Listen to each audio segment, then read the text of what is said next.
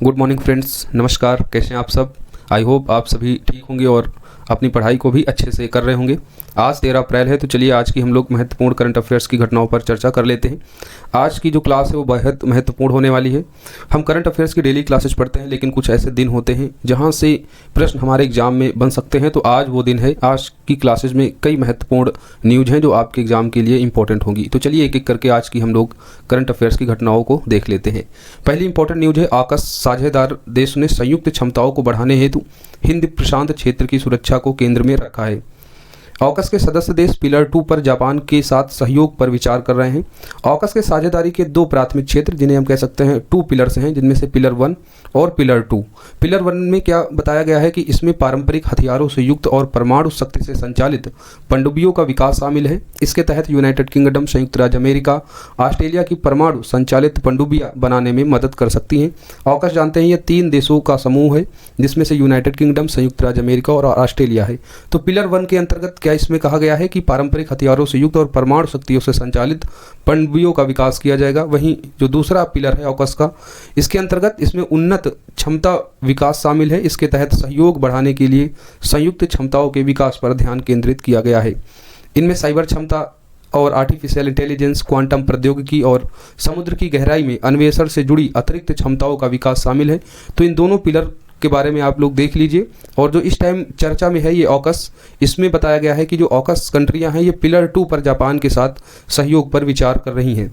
AUKUS का pillar 2 उन्नत क्षमताओं वाली परियोजनाओं के विकास से संबंधित है, जैसे हमने आपको बता दिया है। अब AUKUS के बारे में देख लेते हैं। AUKUS संयुक्त राज्य अमेरिका, यूनाइटेड किंगडम और ऑस्ट्रेलिया की एक त्रिपक्षीय सुरक्षा साझेदारी है। इसे 2021 में गठित किया गया था। It's a very important fact कि AUKUS में कितनी कंट्रियां हैं और इसे कब गठित किया गया था।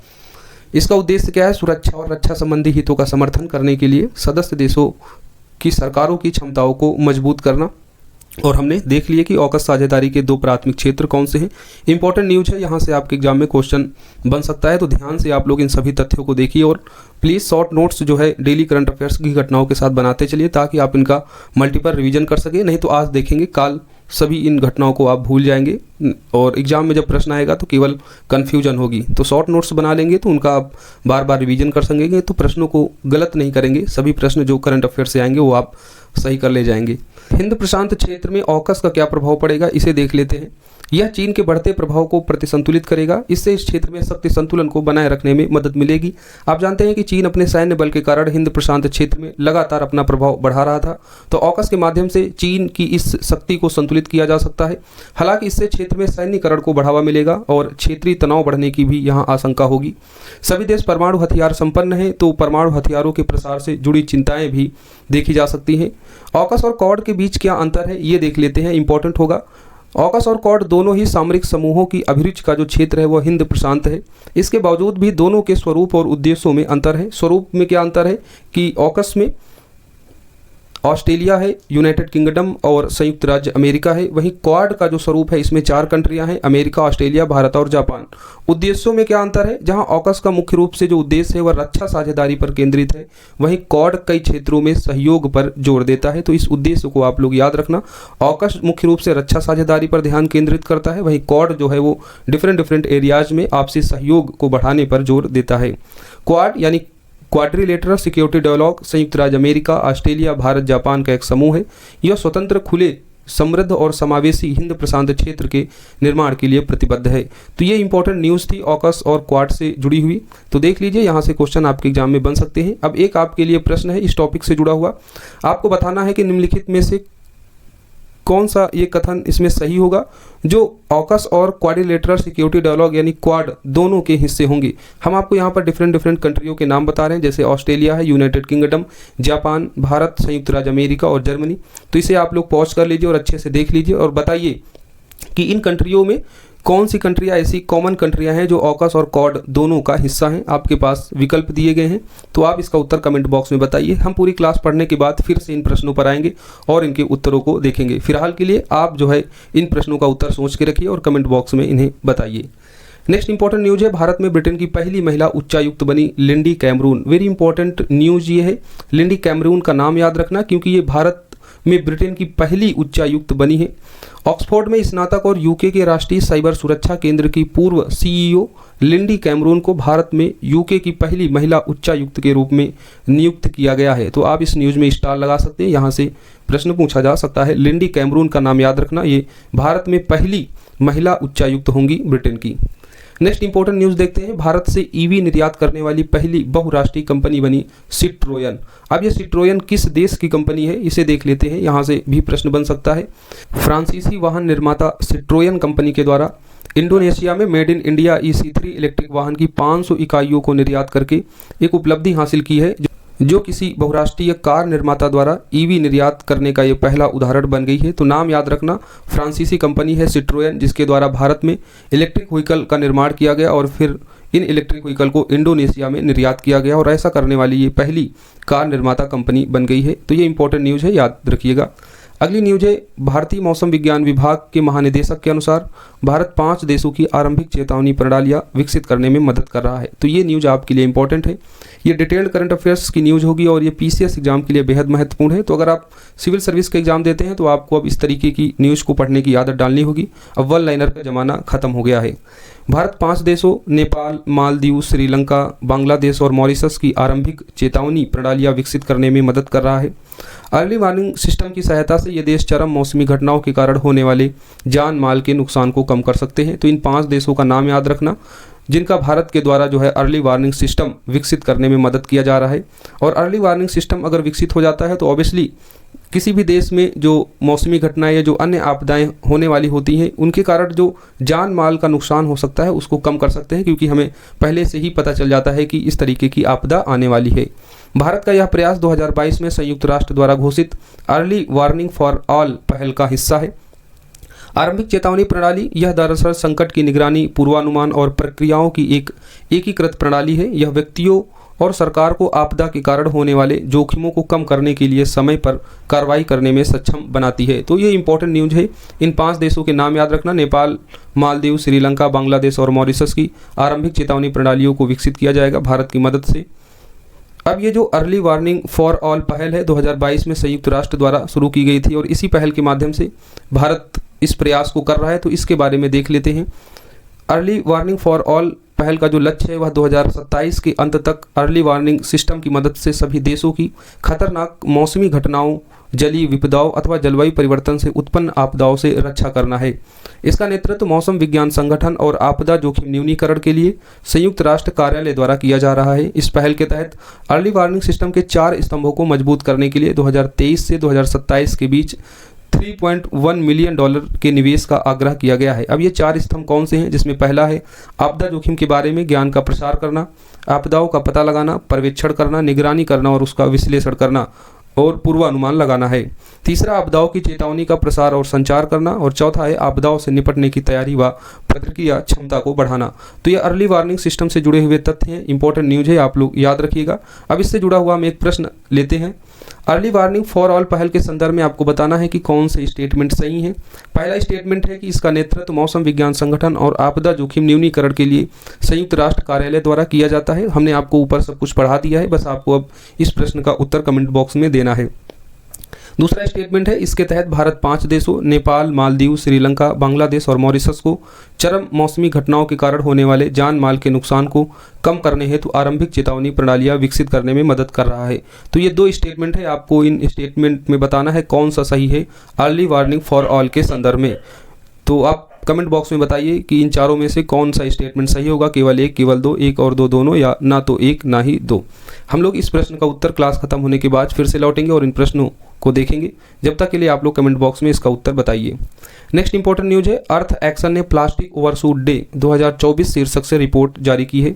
देख लेते हैं इस रिपोर्ट के संदर्भ में क्या इंपॉर्टेंट है आपके एग्जाम के लिए। उस तिथि को प्लास्टिक ओवरशूट दिवस के रूप में चिन्हित किया गया है जिस दिन प्लास्टिक अपशिष्ट की मात्रा इन्हें प्रतिबंधित करने की विश्व की क्षमता से कहीं अधिक हो जाती है, इससे पर्यावरण प्रदूषित हो जाता है। तो प्लास्टिक ओवरशूट दिवस किस दिन के रूप में चिन्हित किया जा रहा है कि ऐसा दिन जब प्लास्टिक अपशिष्ट की मात्रा जो है प्रतिबंधित करने की विश्व की क्षमता से कहीं अधिक हो जाएगी और इससे पर्यावरण प्रदूषित हो जाएगा। यह किसी देश के कुप्रबंधित अपशिष्ट सूचकांक के आधार पर निर्धारित किया जाता है। 2024 में ग्लोबल प्लास्टिक ओवरशूट डे के 5 सितंबर को चिन्हित होना अनुमानित है। तो इस तथ्य को याद रखना, 2024 का जो ग्लोबल प्लास्टिक ओवरशूट डे होगा वो 5 दिसंबर के लिए चिन्हित किया गया है। प्रत्येक देश में अलग अलग तिथियों पर प्लास्टिक ओवरशूट डे होगा। ऐसा प्लास्टिक अपशिष्ट की मात्रा और प्रबंधन की उनकी क्षमताओं के आधार पर निर्धारित होता है। यानी हर देश में प्लास्टिक की कितनी क्षमता है और उसका किस तरीके से प्रबंधन किया जा रहा है, उस आधार पर उस देश में प्लास्टिक ओवरशूट डे चिन्हित किया जाएगा। अगर भारत के संदर्भ में बात करें तो भारत में 23 अप्रैल को प्लास्टिक ओवरशूट डे चिन्हित किया गया है। वेरी इंपॉर्टेंट न्यूज, याद रखिएगा प्लास्टिक ओवरशूट डे किस संदर्भ में चिन्हित किया जाएगा। और ये ग्लोबल प्लास्टिक ओवरशूट डे यानी पूरे विश्व के संदर्भ में ये 5 दिसंबर को चिन्हित किया गया है। वहीं भारत के लिए इसे 23 अप्रैल को चिन्हित किया गया है। प्लास्टिक अपशिष्ट ओवरशूट डे किस संदर्भ में मनाया जाता है, इसे भी आप देख लें कि ऐसा दिन जब प्लास्टिक अपशिष्ट की मात्रा जो है प्रबंधित करने की विश्व की क्षमता से कहीं अधिक हो जाएगा, यानी उस देश में जो है प्लास्टिक बहुत अधिक हो जाएगा, जितना प्रबंधन वह देश कर सकता है उससे भी अधिक जब हो जाएगा तो उस डे को जो है प्लास्टिक ओवरशूट डे चिन्हित किया जाएगा। यानी एक ये नेगेटिव फॉर्म है, उस देश में प्रदूषण को ये संकेत देगा। इस रिपोर्ट के बिंदुओं पर कुछ और नज़र डाल लेते हैं। वैश्विक स्थिति के संदर्भ में देखें तो 2024 में 220 मिलियन टन प्लास्टिक अपशिष्ट उत्पन्न होना अनुमानित है। और ये सभी फैक्ट आप प्रदूषण से संबंधित क्वेश्चन आता है, अपशिष्ट से संबंधित क्वेश्चन मेंस एग्जाम में आता है तो वहाँ आप इन्हें यूज कर सकते हैं। 2021 से प्लास्टिक अपशिष्ट 7.11% बढ़ गया है। दुनिया के 60% को प्रबंधित प्लास्टिक अपशिष्ट के लिए 12 देश जिम्मेदार हैं। इनमें शीर्ष 3 देश है, चीन, भारत और रूस। ये भी इंपॉर्टेंट फैक्ट है कि दुनिया का जो 60% प्लास्टिक अपशिष्ट है जिसका सही से प्रबंधन नहीं किया जा रहा है, उनमें से 12 देश जिम्मेदार हैं। और उनमें शीर्ष कौन सा है? शीर्ष है चीन, और दूसरा है भारत, और तीसरा है रूस। यानी भारत सेकेंड नंबर पर है जो प्लास्टिक का सही से जो है प्लास्टिक के अपशिष्ट का सही से प्रबंधन नहीं कर रहा है। भारत की स्थिति देखें प्लास्टिक के संबंध में तो भारत को कम अपशिष्ट उत्पन्न करने वाले प्रदूषकों की सूची में शामिल किया गया है। भारत का कुप्रबंधित अपशिष्ट सूचकांक बहुत अधिक है, 68.62%। तो देख सकते हैं कि भारत जो है अपने प्लास्टिक अपशिष्ट को सही से प्रबंधित नहीं कर पा रहा है। भारत में मात्रा के हिसाब से प्रतिवर्ष प्रति व्यक्ति 8 किलोग्राम प्लास्टिक अपशिष्ट उत्पन्न होता है। तो ऐसे फैक्ट जो है स्टेटमेंट बना के आपके एग्जाम में अब पूछे जा सकते हैं, जिस तरीके से आपके एग्जाम पैटर्न को बदलता हुआ देखा जा रहा है। तो आप यूपीएससी का एग्जाम देते हैं या फिर किसी भी स्टेट पीसीएस का देते हैं और 17वीं बीपीएससी को टारगेट करके सभी क्लासेस दी जा रही हैं, तो 69th से एग्जाम पैटर्न बदल गया है। अब करंट अफेयर्स की घटनाएं स्टेटमेंट वाली आती हैं और इस तरीके की ही न्यूज़ पूछी जाएगी। वन लाइनर का ज़माना खत्म हो गया। व्यक्ति, पुरस्कार और खेल से संबंधित जो प्रश्न आते रहते थे वन लाइनर टाइप, तो वो अब नहीं पूछे जाते हैं। तो सभी इंपॉर्टेंट न्यूज़ आपको दी जाती हैं बदलते एग्जाम पैटर्न के अनुसार, तो इनको ध्यान से आप लोग पढ़ते रहें। डेली करंट अफेयर्स की न्यूज़ को कवर करें। फिर से कह रहा हूँ, शॉर्ट नोट्स जरूर बनाएं ताकि आप इनका मल्टीपल रिवीजन कर सकें। तो भारत में मात्रा के हिसाब से प्रतिवर्ष प्रति व्यक्ति 8 किलोग्राम प्लास्टिक अपशिष्ट उत्पन्न होती है। भारत में निर्यात प्लास्टिक अपशिष्ट की मात्रा आयात प्लास्टिक अपशिष्ट की तुलना में कम है। तो ये सभी फैक्ट देख लीजिए, आपसे एग्जाम में पूछे जा सकते हैं। नेक्स्ट देखते हैं news. Credit rating agency ICRA यानी जिसे हम इक्रा कह सकते हैं ने भारतीय बैंकिंग क्षेत्र के आउटलुक को पॉजिटिव से घटाकर स्टेबल किया है। इक्रा के अनुसार बैंकिंग क्षेत्र द्वारा ऋण वितरण में कमी तथा ब्याज भुगतान और प्राप्ति में मार्जिन में गिरावट के कारण उनके लाभ में कमी आई है। इन्हीं वजह से बैंकिंग क्षेत्र के आउटलुक को डाउनग्रेड किया गया है। तो इक्रा के द्वारा देखा गया है कि भारत में ऋण वितरण में कमी देखी जा रही है और ब्याज भुगतान और प्राप्ति में मार्जिन में गिरावट आई है। इसके कारण क्या किया गया है कि भारतीय बैंकिंग क्षेत्र का जो आउटलुक है उसको पॉजिटिव से घटाकर स्टेबल किया गया है। क्रेडिट रेटिंग क्या होता है? तो क्रेडिट रेटिंग के तहत उधार लेने वाले व्यक्ति या संस्था की पूरी बकाया राशि, जिसमें मूलधन और ब्याज दोनों शामिल होता है, और उस समय पर भुगतान करने की क्षमता का आकलन किया जाता है। अब ये जो क्रेडिट रेटिंग एजेंसी है इसके बारे में देख लेते हैं। क्रेडिट रेटिंग एजेंसी द्वारा प्रतिभूतियां जारी करने वाली कंपनियों या सरकारों की साख का आकलन करने के बाद उन्हें क्रेडिट रेटिंग प्रदान की जाती है। इसके अलावा क्रेडिट रेटिंग एजेंसी द्वारा बैंक, ऋण, वाणिज्यिक पत्र जिसे हम कॉमर्शियल पेपर्स कहते हैं, सावधि जमा आदि के लिए भी रेटिंग प्रदान की जाती है। यानी कुल मिलाकर रेटिंग प्रदान की जाती है। अगर रेटिंग अच्छी होती है तो साख अच्छी बनती है। जैसे आप लोग कोई प्रोडक्ट खरीदते हैं उसके लिए फिर रेटिंग देते हैं और रेटिंग के आधार पर ही अन्य व्यक्तियों की साख जो है उस पर बनती है। अगर रेटिंग 5 स्टार की है तो माना जाता है कि ये प्रोडक्ट अच्छा होगा, लोग उसे ज़्यादा खरीदते हैं। अगर रेटिंग कम होती है, 1, 2 या 3 स्टार की रेटिंग होती है, तो माना जाता है प्रोडक्ट जो है वो ठीक नहीं है। तो इस तरीके से जो है बैंकिंग सेक्टर में भी रेटिंग दी जाती है। तो क्रेडिट रेटिंग एजेंसियां होती हैं कुछ। भारत में 7 क्रेडिट रेटिंग एजेंसियां देखी जाती हैं। भारतीय प्रतिभूति एवं विनियामक बोर्ड में जो पंजीकृत हैं, तो ये 7 क्रेडिट रेटिंग एजेंसियां कौन सी हैं, इन्हें देख लेते हैं। एक्यूट है, क्रिसल है, इक्रा है, केयर है, इंडिया रेटिंग्स है, इन्फोमेरिक्स और ब्रिक वर्क है। तो इन 7 क्रेडिट रेटिंग एजेंसियों के नाम याद कर लीजिए। आपके एग्जाम में पूछा जा सकता है कि निम्नलिखित में से कौन सी क्रेडिट रेटिंग एजेंसी जो है भारत में नहीं है। तो 7 के नाम आप देख लीजिए। ये जो रेटिंग दी जाती है, अगर आपके पास AAA रेटिंग है तो इसे उच्चतम रेटिंग माना जाएगा, और अगर D रेटिंग दी जाती है तो यानी डिफ़ॉल्ट समझा जाएगा, यानी वो सबसे ख़राब रेटिंग होती है। और ये 7 रेटिंग एजेंसियां हैं जो सेबी के तहत पंजीकृत है। ब्रिक वर्क रेटिंग्स को छोड़कर शेष सभी 6 क्रेडिट रेटिंग एजेंसियां भारतीय रिजर्व बैंक द्वारा प्रमाणन प्राप्त घरेलू क्रेडिट रेटिंग एजेंसियां हैं।